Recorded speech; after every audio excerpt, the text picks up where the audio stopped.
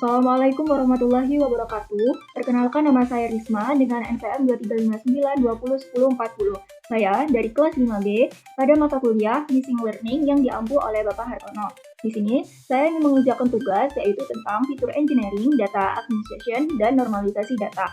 Di sini, saya memilih normalisasi data. Nah, saat saya memilih normalisasi data ini, saya harus gunakan min-max scaling atau z-sparse standardization. Lalu yang kedua, saya harus jelaskan manfaatnya, terutama untuk KNN, SPM, dan NN. Lalu, visualisasikan distribusi sebelum dan sesudah normalisasi. Nah, setelah itu, jelaskan proses, alasan teknik, dan dampaknya ke model, sertakan hasil visualisasi dan analisisnya. Nah, di sini saya menggunakan dataset tentang prediksi tsunami deep dive 2001-2022, yaitu data yang berisi informasi kejadian gempa bumi di berbagai wilayah dunia, beserta kemungkinan terjadinya tsunami. Nah, tujuan dari proses normalisasi ini adalah untuk menyeragamkan skala nilai antara fitur numerik agar setiap kolom memiliki rentang nilai yang seimbang dan tidak ada fitur yang mendominasi proses analisis maupun pemodelannya. Di sini, langkah pertama yang saya lakukan adalah membaca dataset menggunakan library pandas dengan perintah pd read csv. Nah, di sini, import pandas ini adalah untuk mengolah datanya. Nah, nanti ini untuk operasi numerik. Lalu, matplotlib Seaborn ini buat normalisasiin histogramnya dan box plots-nya. Lalu, min-max clear dan standard clear ini untuk memfungsikan normalisasi dari speed clean-nya. Jadi, ini diperlukan untuk membaca data, memproses numerik, melakukan normalisasi, dan membuat grafik. Setelah itu, saya menampilkan 5 baris pertama dengan df heat, lalu melihat informasi tipe data dengan df info. Nah, di sini terlihat bahwasanya 5 baris pertama itu memiliki 14 kolom yang diantaranya ada magnitude itu adalah kekuatan gempanya. Lalu CDI dan MI itu indeks intensitas guncangannya. Lalu SIG itu signifikasi gempa, NST demin itu gap, dan depth itu parameter teknik dari gempanya. Lalu lanjutnya, latitudes dan longitudes itu koordinasi lokasinya. Yes dan modes itu serta kolom tsunami sebagai label target yang menunjukkan apakah gempa menyebabkan tsunami atau tidak. Nah, kolom depth kategori ini adalah kategori kedalaman, sehingga tidak perlu dinormalisasikan karena bersifat non-numerik. Years dan modes itu serta kolom tsunami sebagai label target yang menunjukkan apakah gempa menyebabkan tsunami atau tidak. Dengan kolom depth kategori adalah kategori kedalaman sehingga tidak perlu dinormalisasikan karena bersifat non-numerik. Nah, jadi dari hasil df info ini bisa disampaikan bahwa dataset tsunami ini terdiri dari 782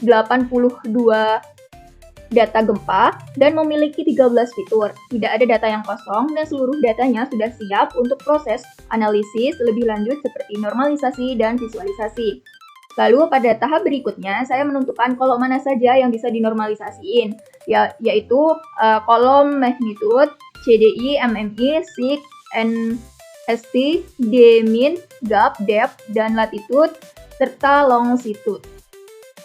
Kolom yards, moon, dan tsunami tidak saya normalisasikan karena tsunami adalah label kelas 0 atau 1. Yards dan moon bersifat waktu diskrit, bukan data kontinu. Nah, selanjutnya, saya menampilkan statistik deskriptif dari dataset sebelum dilakukan proses normalisasi. Tujuannya adalah untuk melihat bagaimana sebaran nilai dari setiap fitur numerik di dalam dataset tsunami ini. Nah, di count ini, jumlah data di setiap kolomnya semua bernilai 782, artinya setiap fitur memiliki data lengkap tanpa missing value. Lalu di mean ini ada nilai rata-rata dari setiap kolom. Misalnya rata-rata di magnitudes ini adalah sekitar 6, 94, 1125.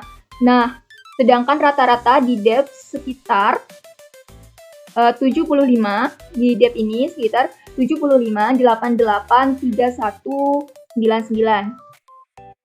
Nah, standard deviation ini mengukur seberapa besar variasi data terhadap rata-ratanya.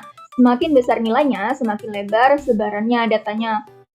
Min itu ada nilai terkecil di kolomnya. Misalnya, kedalaman depth paling dangkal yaitu 2,7 km, lalu sedangkan magnitudes itu terendah di 6,5. Selanjutnya ada 25%, 75%, 50% dan 75% kuartil. Ini tuh menunjukkan distribusi datanya, misalnya 50% nilai magnitude itu ada di bawah 6,8, sementara 75% itu nilainya di bawah 71. Terus maksimalnya itu nilai tertinggi di kolom, contohnya mencapai 2910, sedangkan di longitudes itu mencapai 179,66. Kalau diperhatikan, setiap kolom punya rentan range nilai yang sangat berbeda. Misalnya di magnitude tadi hanya berkisar antara 6,5 sampai 9,1. 6,5 sampai 9,1. Nah, tapi sig berkisar antara 650 sampai 2910 dan depth dari 2,7 sampai dan depth dari 2,7 sampai 670 km-nya. Nah, jadi rentangnya itu jauh banget. Perbedaan skala seperti ini bisa menyebabkan masalah ketika kita menggunakan algoritma machine learning seperti KNN, SVM, atau neural network. Karena fitur dengan nilai besar, misalnya sig atau depth ini bisa mendominasi fitur lain yang nilainya kecil. Jadi dari hasil statistik sebelum normalisasi ini, kita tahu bahwa skala antara fitur tidak seragam, ada fitur dengan rentan nilai yang sangat besar, maka langkah berikutnya adalah melakukan normalisasi atau standarisasi agar semua fiturnya berada pada skala yang sama. Nah, selanjutnya di sini ada dua metode normalisasi dari library scikit-learn, yaitu min-max scalars yang mengubah nilai. Min-max scalars ini mengubah nilai setiap fitur ke rentang antara 0 dan 1. Metode ini biasanya digunakan algoritma seperti KNeRT, Netboard atau KNN, dan Neural Network atau NN. Nah, ini tuh statistik setelah min-max atau statistik deskriptif dari dataset setelah dilakukan proses normalisasi menggunakan metode min-max scaling. Nah, tujuannya adalah untuk melihat apakah semua fitur numerik sudah berada dalam skala yang sama, yaitu antara 0 hingga 1. Nah, di cons-nya ini jumlah datanya tetap sama, yaitu di 780, artinya proses normalisasinya tidak mengubah jumlah data dan tidak menyebabkan datanya hilang atau no missing values. Lalu di min ini menunjukkan rata-rata nilai setelah dinormalisasikan. Nilainya kini berada di antara 0 dan 1. Nilainya di 0 dan 1, misalnya di magnitude memiliki min sekitar 0,17, sedangkan di longitude sekitar 0,64. Menandakan sebaran datanya sudah proporsional terhadap skala barunya. Lalu di standard deviation itu ada nilai yang juga ikut mengecil. Sebagai contoh, DISIC ini memiliki standard deviation sekitar 0,14, menunjukkan variasi yang lebih kecil dibandingkan sebelum dinormalisasi. Lalu di min itu semua kolomnya memiliki nilai 0,0 yang menandakan bahwa data sudah berhasil dipetakan ke batas bawah dari skala min-max. Lalu 25%, 50%, 75% kuartilnya itu nilai kuartil menunjukkan posisi distribusi data dalam rentang 0 sampai 1. Misalnya 50% nilai MMI berada di bawah 0,625, sedangkan 75% nilai longitudes itu di bawah 0,91. Nah, di max-nya itu, di maksimalnya, semua kolom punya nilai maksimal 1,0 sesuai dengan konsep min-max scaling yang mengubah data ke skala tentang antara 0 dan 1.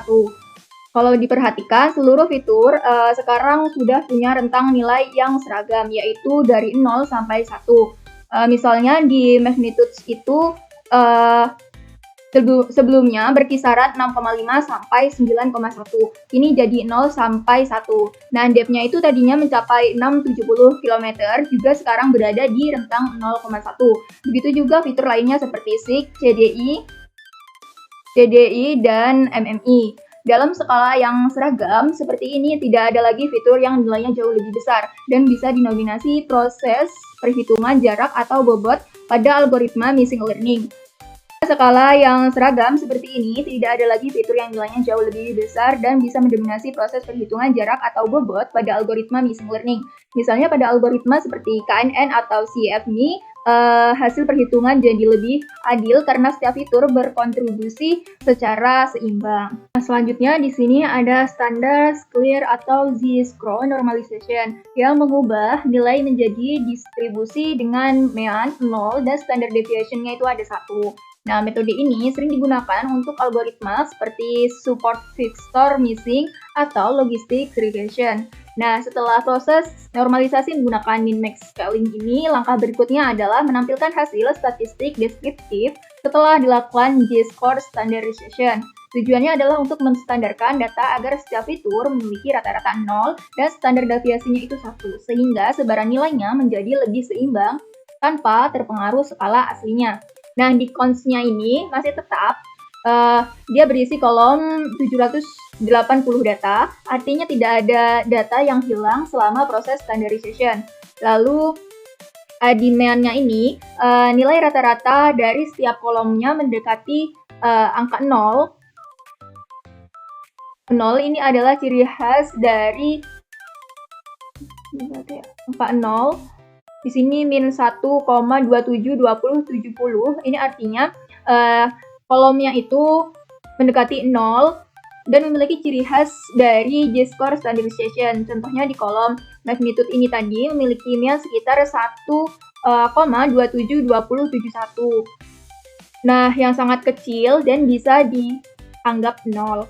Lalu di standar deviation-nya itu semua kolom memiliki standar deviasi mendekati 1,0 yang artinya sebaran data di setiap fitur sekarang telah distandarkan agar memiliki variasi yang serupa. Nah, selanjutnya ada di min. Itu tuh menunjukkan nilai terkecil di setiap kolom setelah standarisasi. Misalnya di MMI ini memiliki nilai minimum sekitar min 3139 yang menandakan adanya beberapa data yang jauh di bawah rata-rata.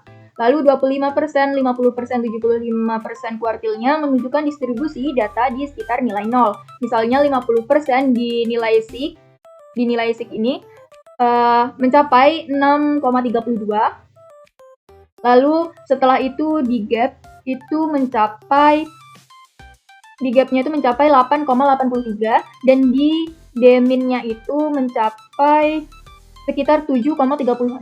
Nilai ini menunjukkan seberapa jauh data tertentu berada di atas rata-rata setelah distandarkan. Kalau kita lihat hasilnya berada di min-max scaling yang membuat semua nilai berada di rentang 0 sampai 1. Metode z-score standardization ini justru membuat data tersebut di sekitar angka 0. Nah, sebagian besar nilai berada di kisaran min 1 sampai 1. Sementara nilai ekstrim yang jauh dari rata-rata muncul sebagai outlier. Hal ini menunjukkan bahwa setiap fitur sudah memiliki pusat mean dan skala standard deviation yang sama tanpa mengubah bentuk distribusinya. Keuntungan utama metode ini adalah menjaga sebaran alami data, sangat cocok untuk algoritma seperti regression linear, logistic regression, atau natural network yang sensitif terhadap distribusi data. Jadi kesimpulan dari hasil statistik setelah z-score standardization ini bisa disimpulkan bahwa seluruh fitur kini memiliki rata-rata mendekati 0 dan standar deviasi sekitar 1. Artinya skala antara fitur sudah sepenuhnya setara tanpa terikat pada database 0 dan 1. Seperti pada min-max scaling dengan data yang sudah distandarkan seperti scaling dengan data yang sudah distandarkan seperti ini. Model machine learning akan lebih mudah mengenali pola karena setiap fiturnya berkontribusi secara proporsional terhadap hasil perhitungannya. Jadi baik min-max scaling ataupun G-score standardization sama-sama berfungsi untuk menormalisasi skala data, hanya saja pendekatannya berbeda. Nah, selanjutnya saya akan menampilkan perbandingan hasil antara kedua metode ini agar terlihat jelas perbedaan skala dan distribusinya.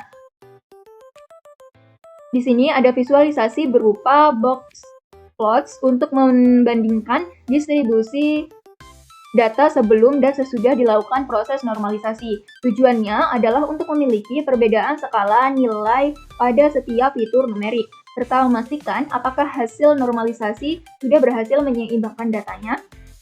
Di sini terdapat 3 bagian utamanya, yaitu yang pertama sebelum menormalisasi, yang kedua setelah min-max scaling, dan yang ketiga itu setelah G-score standardization. Nah, yang pertama itu di box plots-nya itu sebelum normalisasi ada di sebelah kirinya ini. Pada bagian kiri inilah terlihat bahwa skala setiap fitur masih sangat berbeda. Beberapa fitur seperti seek, depth, dan longitudes itu memiliki nilai yang jauh lebih besar dibandingkan fitur lainnya seperti magnitudes, MMI, atau gaps. Nah, itu akibatnya sebagian box terlihat sangat kecil atau hampir tidak tampak seperti tertutup oleh fitur dengan rentang nilai yang besar. Hal ini menunjukkan bahwa sebelum dilakukan normalisasi, skala antara fitur belum seimbang. Kalau data seperti ini langsung digunakan pada algoritma machine learning, fitur dengan nilai besar bisa mendominasi hasil perhitungannya.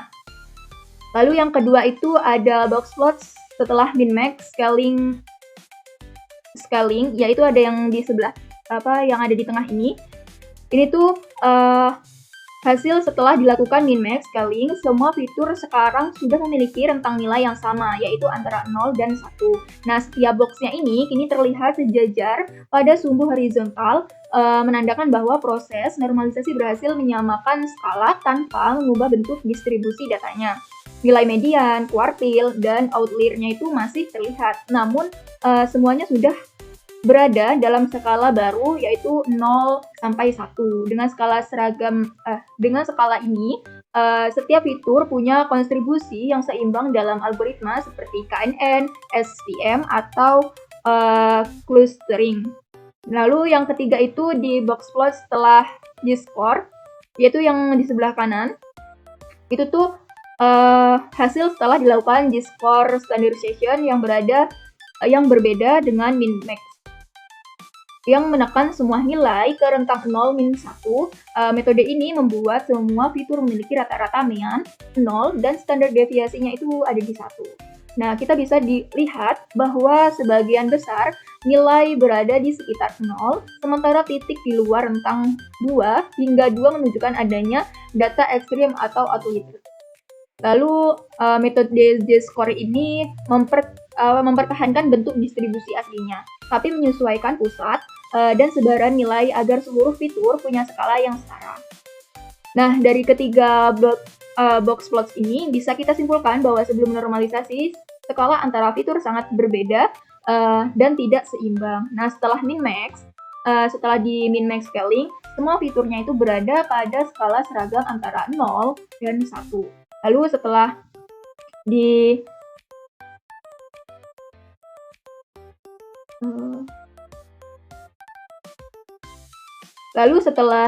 min-max scaling, semua fiturnya berada pada skala seragam antara 0 dan 1. Setelah di G-score standardization juga semua fiturnya memiliki rata-rata 0, sebaran nilai yang seimbang di sekitar 0. Lalu selanjutnya itu perbandingan distribusi data sebelum dan sesudah normalisasi dengan dua metode, yaitu min-max scaling dan G-score standardization. Nah, yang di grafik biru ini itu tuh histogram sebelum normalisasi. Bagian ini tuh memperlihatkan data asli untuk 4 fitur, yaitu magnitude, terus depth, terus latitudes, dan longitudes. Nah, di magnitudes ini dan depth ini tuh memiliki distribusi yang sangat condong ke kiri. Artinya sebagian besar nilai berada di kisaran kecil, tapi ada beberapa nilai ekstrim yang sangat besar. Lalu latitudes dan longitudes itu menunjukkan penyebaran yang bervariasi.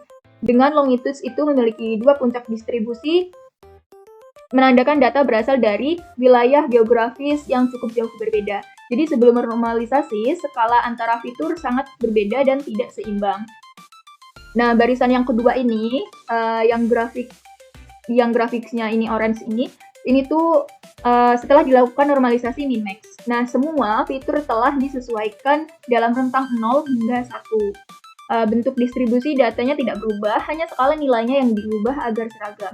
Ini bisa dilihat dari pola histogram yang masih sama seperti sebelumnya. Hanya saja di sumbu X sekarang berada di antara 0 dan 1. Tujuannya ini tuh supaya langkah agar setiap fitur punya bobot yang seimbang ketika digunakan dalam pemodelan tanpa mengubah pola distribusinya.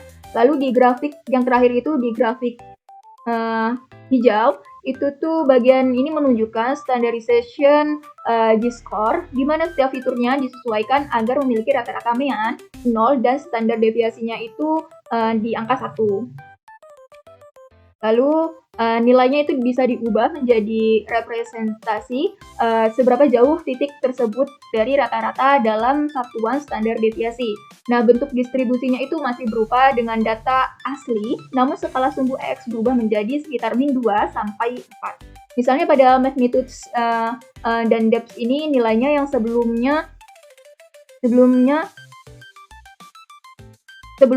ekstrim kini terlihat lebih terpusat di sekitar 0, menunjukkan bahwa skala antar fitur sudah setara.